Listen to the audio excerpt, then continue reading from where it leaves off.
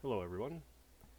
In today's lesson, we're going to take a look at factoring trinomials to sketch parabolas, basically bringing everything together into one lesson. What I mean by that is this is kind of the culmination of everything we've been learning about recently. So a lot of people will call this finding the zeros of a parabola or finding the roots of a parabola from a trinomial. So let's look at this first example. Y is equal to x squared plus 10x plus 21 is a trinomial. Can it be factored? I've already set up the tree that I use to help factor these. We've got 21 as our last number at the top of the tree, 10 as our middle number at the end of the tree. We're looking for two numbers that multiply to 21 and add to 10. And those two numbers would be 7 and 3. Once we found those two numbers, we know that that opens up two brackets, basically transforming this trinomial, which we call standard form, into this new form that looks like this.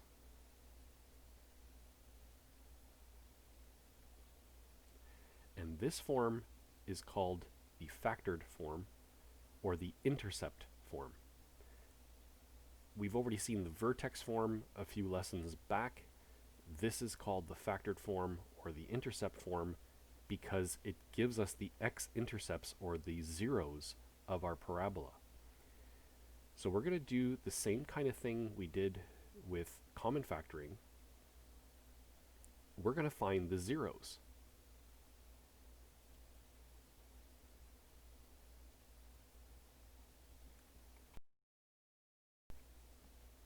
So how do you find the zeros? Well, we're going to temporarily set this equation equal to 0. And then we're going to break these two apart into two separate scenarios. And in order for this multiplication to equal 0, either this bracket equals 0 or this bracket equals 0. That's the logic that we used for the common factoring section as well.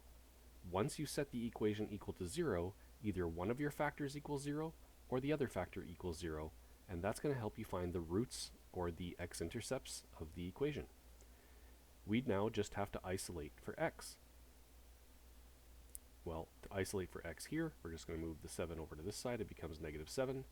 To isolate for x here, we're going to move the plus 3 over to the other side, it's going to become negative 3. And those are our two zeros. At that point, we're going to find the middle of those two zeros. Now, because these numbers aren't as nice as they used to be with our common factoring, in common factoring one of them was always 0, we're going to use the formula to calculate our middle, and that is going to be negative 7 plus negative 3. You add the two of them together and divide by 2.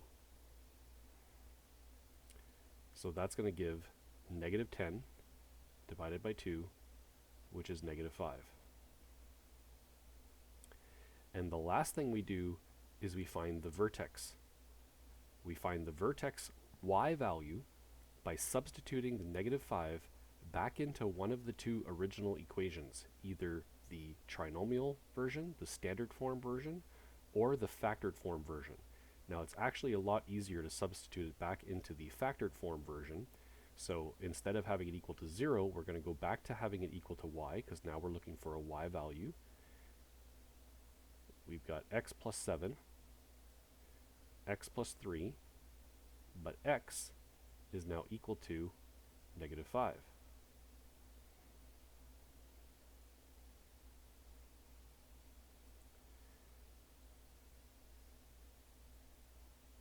Therefore, we have negative 5 plus 7, which is 2, negative 5 plus 3, which is negative 2, and our y value is negative 4. That's the y value of the vertex. So our vertex coordinate will be the middle x value, which was negative 5, and the y value that we discovered by substituting that negative 5 in, which is negative 4. Now let's go over to Desmos and see if that's what we get if we actually graphed the trinomial equation right here.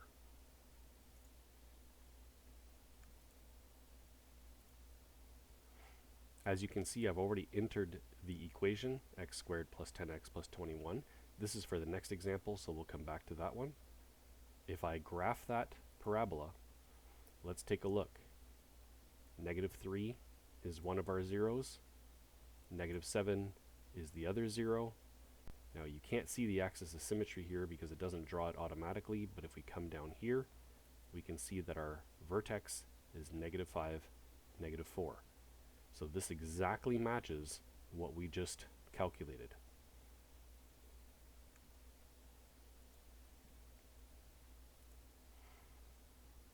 We're going to do a few more examples. Make sure that this is well understood. So here's our second trinomial, x squared minus 8x plus 15. I've already set up the tree over here. What two numbers multiply to 15 and add to negative 8?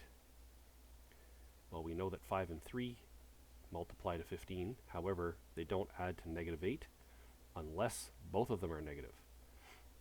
So in this case, negative 5 plus negative 3 equals negative 8, but negative 5 times negative 3 gives positive 15. Everything works now. Let's open our two brackets. We've got x minus 5, x minus 3. We're going to temporarily set that equal to 0. Break this up to x minus 5 equals 0, and x minus 3 equals 0. Isolating for x, bringing the negative 5 over gives us a positive 5. Isolating for x, bringing the 3 over gives us a positive 3. We now need to find our middle, which is our axis of symmetry. We've got 5 plus 3 divided by 2, which is 8 divided by 2, which is 4.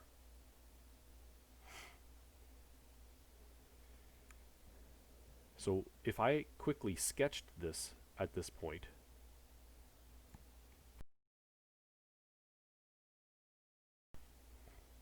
I know that I have a 0 at 3, a 0 at 5, my middle is at 4. The only issue now is I don't know where my vertex is. Is my vertex up here a positive value, or is my vertex down here a negative value? And that's why we have to substitute that 4 back into the original equation to find the y value. So we're going to go back to y equals, and we're going to use the factored form of the equation. You can use the original form. The factored form is much faster. And we're going to replace the x's by the 4 that we just calculated.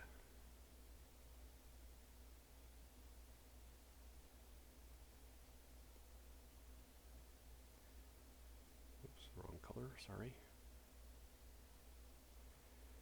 So, what do we get? 4 minus 5 is negative 1. 4 minus 3 is positive 1. That gives negative 1 as our vertex y value. So our vertex is at 4, negative 1. So right here at negative 1. So I can sketch my parabola through those points. But just to show you on Desmos that we will get the same thing.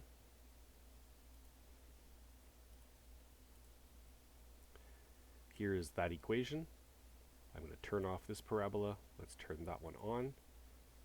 If you look at the zeros, 3 and 5 are the zeros, and our vertex is at 4, negative 1. So as long as we can find those 3 points, the 2 x-intercepts or the zeros or the roots, I'm not sure why there's 3 different ways of saying that, but there are. We usually say zeros. So the 2 zeros and the vertex, then we can graph our parabola without necessarily using technology. We can get a pretty good sketch just by using those 3 points.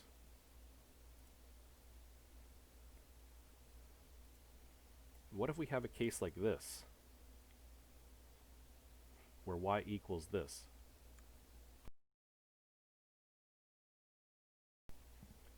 If you remember, this is called a type 2 quadratic because we have a number that's not 1 in front of our first term.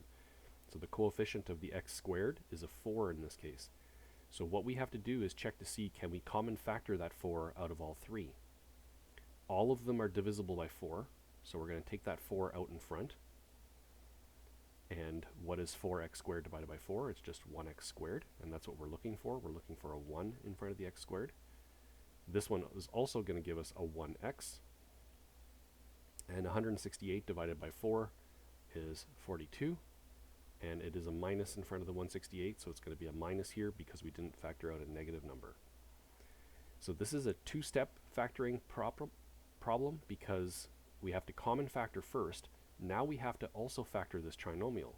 So I'm going to take the negative 42 at the top of my tree, put the middle number, which is 1, at the end of my tree. What two numbers multiply to negative 42 and add to 1? 6 and 7, or 7 and 6 multiply to negative 42. And if I make the 6 negative, then they will also add to 1, and they now multiply to the correct sign, which is a negative sign. You need a positive times a negative to give a negative sign. That allows me to open my 2 brackets for my trinomial now. Notice that the 4 just tags along for the ride. We get x plus 7, x minus 6. We will temporarily make this equation equal to 0. Break up the x plus 7 and x plus 6. Now you'll notice that I'm not even dealing with the 4 because there's no way that a number 4 multiplied by something can make something equal to 0. Only these two brackets can lead to the equation equal 0. So we'll make those 2 brackets equal to 0. Find our zeros by isolating x. So plus 7 comes over to this side, becomes a negative 7. Negative 6 comes over to this side, becomes a positive 6. Let's find our middle. So we're going to add the 2 numbers and divide by 2. Negative 7 plus 6 is negative 1 divided by 2, which is negative 0.5. So I'm just going to move this next example down because I'm going to need a little bit more room.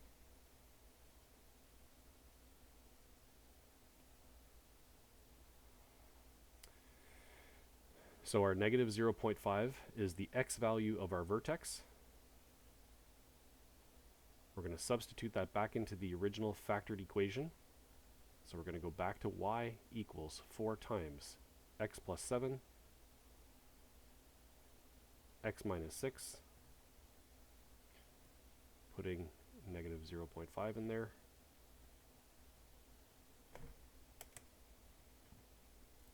I'm just going to get my calculator ready because I might need it. So we can do quite a bit of work here without a calculator though. Negative 0.5 plus 7 is just 6.5, and then negative 0.5 minus 6 is just negative 6.5. So if I type that into a calculator off screen, I get 4 times 6.5 times negative 6.5, and that gives negative 169. And now I can sketch my parabola with all of my important points. So negative 7 and 6 are my 2 zeros. I'm going to have to go all the way down to negative 169, so that means I'm going to leave a lot more room on the bottom of the graph than on the top. Negative 7, let's put that here. 6, let's put that here. And I'll just put a negative 169 down here. Now our Actually, I should have put that on the other side because our... Oh no, that's right. Never mind. Our axis of symmetry is at negative 0.5.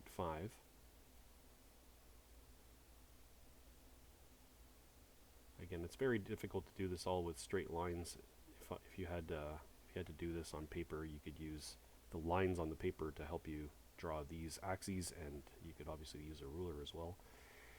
I'm going to put a dot at negative 169 at 0.5, and then if I connect those three dots together as cleanly as I can here,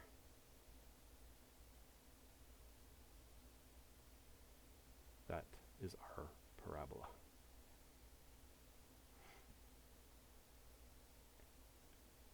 So no need for technology, just a little bit of math.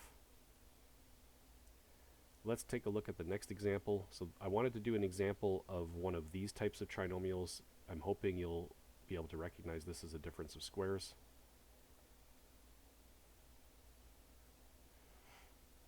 So we'll make y equal to that as our equation. So for a difference of squares, both of them are square rootable. There is a subtraction between the two, so there's a pattern to follow for those. We open up two brackets. The square root of x squared is just x. We put that here and here. The square root of 64 is 8. We put that here and here. One of them is positive, one of them is negative, and then we're ready to go. Let's temporarily set that equal to 0. Breaking these two up, we get x plus 8 equals 0. X minus 8 equals 0. That gives x equals negative 8. X equals positive 8. And something interesting happens for our middle here. What is the middle of negative 8 and positive 8? We don't even have to calculate that. That's just 0. So our vertex coordinate is going to be 0 something, which means it's going to be directly on the y-axis. Any x equals 0 coordinate means you're finding a y-axis value. So we're going to substitute 0 back into the original factored form equation, going back to y equals.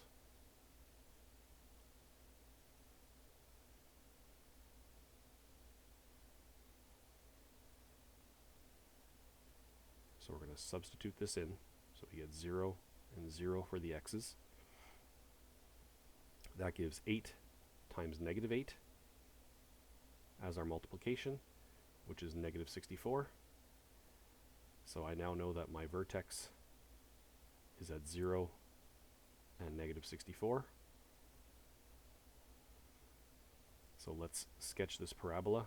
Again, we're going to need a lot more room on the bottom. So negative 8, positive 8.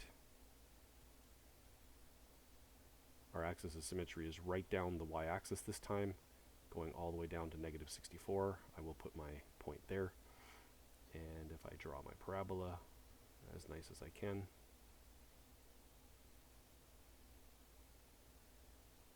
that will be our parabola sketch. If I had given you graph paper, I would want you to do it a lot more accurately than this, but as a quick little sketch, that's good enough. Let's look at one more example.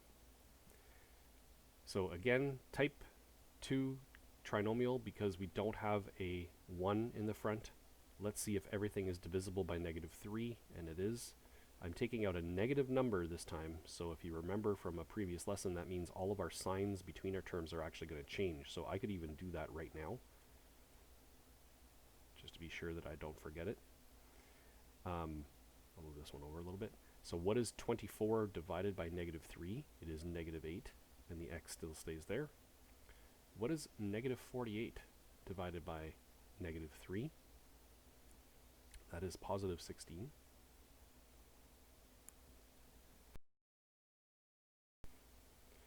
So I need two numbers that multiply to positive 16 and add to negative 8.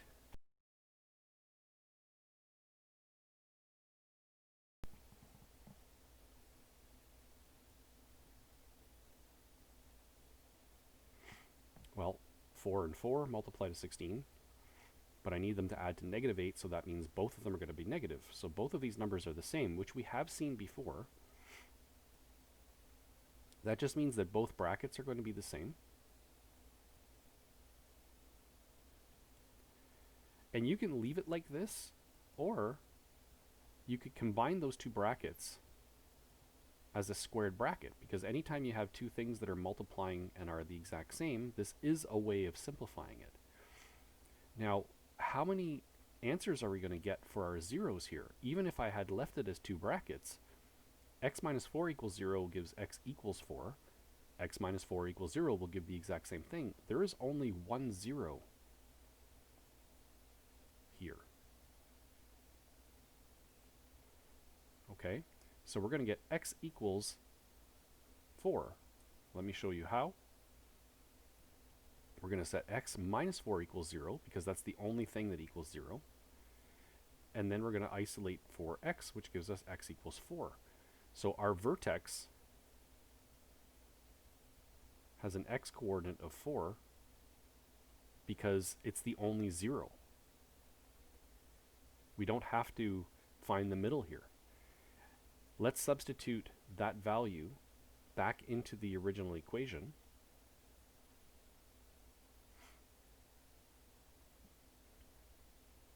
Something interesting is going to happen.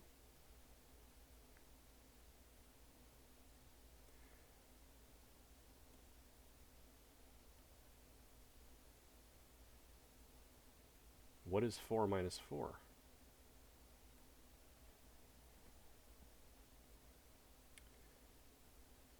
Both of these brackets give 0, and 0 times anything is just 0.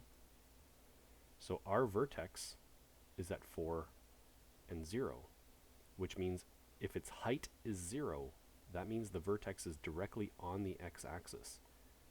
And that's what happens when you only have one 0. So 4, 0, let's say, is right here. My parabola goes upwards. Now I don't know very much about the rest of the shape of the parabola, so I'm just going to estimate the parabolic shape here. So that's our parabola.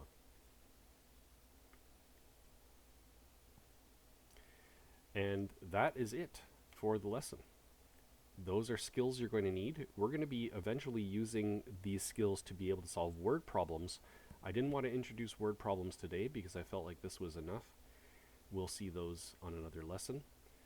So please practice this stuff in the homework that you're going to get, and we will talk to you later.